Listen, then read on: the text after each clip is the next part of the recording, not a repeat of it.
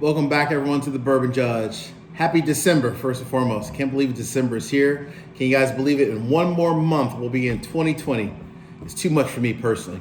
So today we're going to go ahead and review, this is a different one, right? So we're not doing any Buffalo Trace products and all that kind of good stuff. We're going to change up a little bit here. So we're doing something even outside of the state of Kentucky. Yes, I know. Outside of Kentucky, that's not right, Bourbon Judge, but we're going to change it up, right?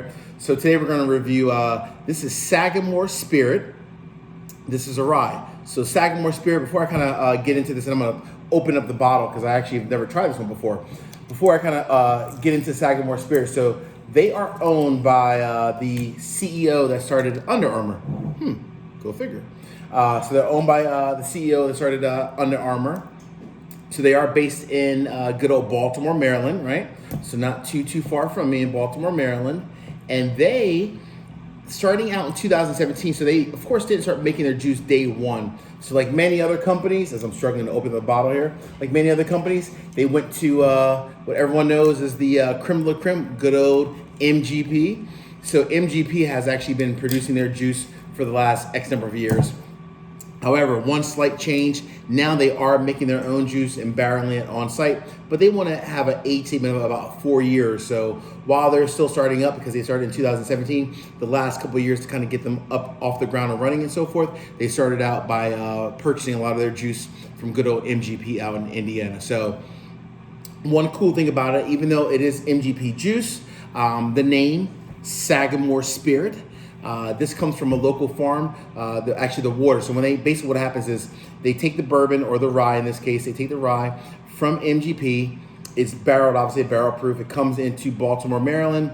They then take the wonderful spring water from Sagamore Farms, locally here in Baltimore, Maryland. And then they, blend it, obviously, add a little bit of water to kind of bring down the proof a little bit. And so you do have that local Baltimore, Maryland flavor, if you will, right? So that's the whole kind of history behind Sagamore's as a whole. And I should say, they only make ryes. So they make the regular rye, a cast strength rye, they have a cognac and a port finish. And they've had some other specialty ones throughout the years, but only just straight rye. So no true, quote unquote, bourbons, if you will, right? Well, let's kind of go ahead and pour this real quick.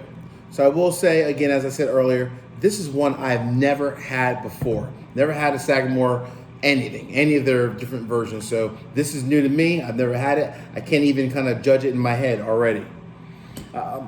One last thing I will say real quick before we get started. If you look at the bottle here, so I was able to find this at a local liquor store in Maryland that I do frequent, and they actually are able to engrave the bottle. So if you see here, it has a wonderful name up top, the Bourbon Judge. So I thought that was pretty cool. They engraved it for me and for all their customers. So this is a barrel select. So the owner of the liquor store, cool guy, he went actually on site and actually was able to pick out this barrel himself.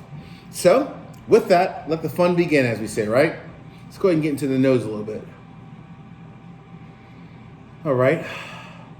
So I will say I bought this for about, I think it was $55, maybe $60. Normally it's $50, but it's a little bit higher because it was the barrel pick from the owner. So they typically go for a little bit more. All right, so obviously it's a rye. So you smell like the graininess, the grain from the, obviously being a rye, typically a little bit more of a, I guess more of like a hearty type of a flavor or profile, if you will. All right. Real quick, one last thing. This one is actually barreled at 110 proof. So got a little kick to it. All right, not bad. What else am I picking up here? So you smell the rye, that's first and foremost. All right. Whew. Interesting. Smell a lot of spice. Smell like some, almost like a peppery smell. Not a ton of caramel, vanilla. That's more of the traditional bourbon, but the ryes have more of like that grainy type of a smell to it. And I actually smell almost like a wine, but this is not a port wine finish. This is truly just a straight whiskey, straight rye whiskey. All right. But I smell a little bit like that, almost like a wine finish almost. So some grapes kind of coming through a little bit. All right, well, cheers, folks. Let's try this out.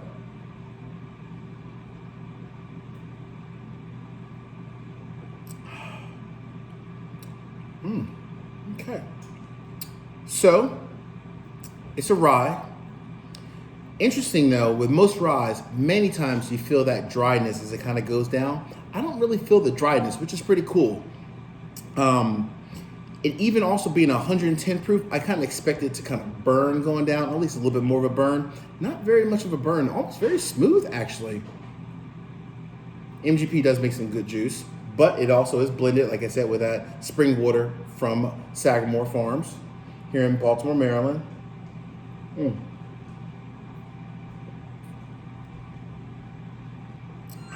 All right, so folks, this is not bad. This is pretty good. So I'll say for a rye, this doesn't, like I said, it doesn't burn as much going down because 110 proof. It doesn't have like that grainy taste kind of also with most ryes. A lot of the hints of like some pepper, but not like very over peppery. A little bit of the caramel, a little bit of the vanilla. I also get a little bit like cinnamon almost kind of mixed in as well. That I didn't smell, but I did taste it, which is pretty cool. Let me get one last little sip just to make sure.